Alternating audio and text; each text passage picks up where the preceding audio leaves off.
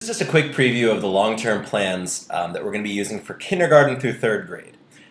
This won't take long, but I just wanted to make sure everyone understood all the different parts of this plan so that you can use it really effectively and get the most out of it. So first off, really important feature, because these are really huge documents, is that there's an outline here on the left to navigate. If for some reason it goes away or disappears or wasn't there in the first place, if you just go to Tools, click Document Outline, and it'll come back. So on this first page, you'll see a little introduction. You'll also see what's called the storyline, which comes right from the Next Generation Science Standards. And it's a sort of in paragraph form giving you an overview of what's expected to be learned in that given year. If you click down, there's a scope and sequence giving you an overall view of all the different units that you're going to be covering during the year, how much time is required. And then for grades K through 2, you're going to see the Science for Us corresponding module. We'll get into more of that later. Next, I'm going to click down to the first unit for kindergarten that's called Pushes and Pulls. Now, these units are coming from our online curriculum tool called STEM Scopes NGSS. So I'll show a preview of what that looks like. You will have access to all this. The reason we chose this curriculum is that it's really been well thought out and planned. There's very little prep work that needs to go into implementing this curriculum. It's also highly engaging. And it's really activity-based, which we felt was really appropriate for elementary students getting into science. It's also been rewritten from the ground up to align to these new standards, so we know it's the right tool for our kids.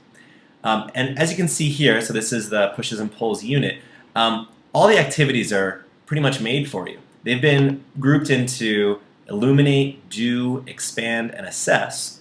And within these menus, you'll find all the activities.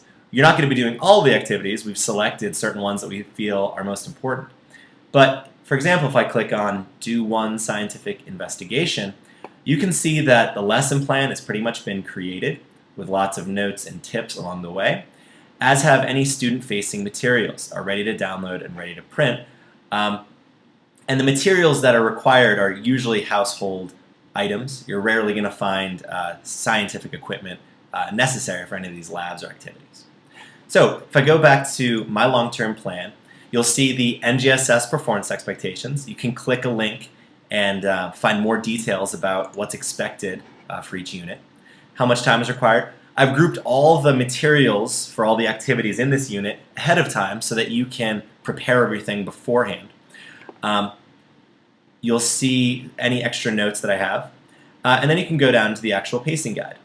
Now, third grade will look slightly different. I'll get into that in a little bit. But you can see for each week, each day basically, you'll see any activities that we've chosen and what menu to find that in. For example, these two are found in the Illuminate menu back on STEM Scopes.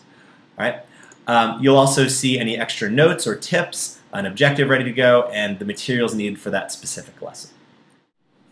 For the kindergarten through second grade plans, you'll also see a Day 2 option. That's because some campuses will actually have 2 days of science every week.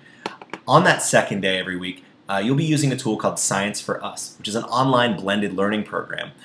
Students will use videos and other interactives to build up skills and knowledge.